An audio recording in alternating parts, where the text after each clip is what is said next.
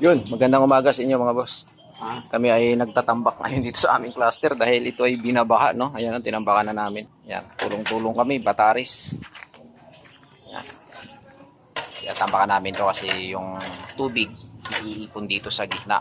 So, ang drainage system kasi ng aming cluster ay baradong-barado na. So, yan. Tinatambakan para medyo tumaas-taas ng kaunti kasi naiipon yung tubig dito. Init. Magandang papawis to, Boss D. Magandang papawis. Oh, pahinga muna. Malalim. Oh, at least. Oh, konti na lang. Oh, wala na. Oh, lumapat na sa kano. Dito medyo kanito. Konti pa dito. Habulin na lang ng ano ito. Huwag na alapat dito. Oh. Oh, wala na panambak doon. Ubus na. Kaya lang.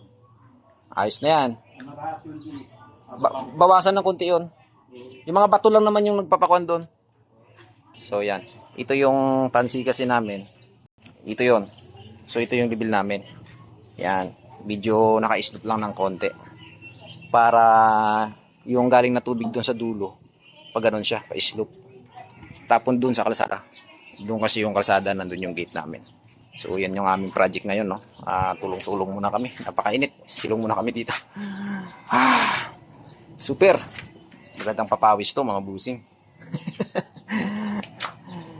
Dahil nga, siyempre, hindi tayo na pinagpapawisan. Kailangan natin magpapawis. Tumulong tayo sa ating mga, sa ating kapaligiran. Ika nga, diba? Bataris.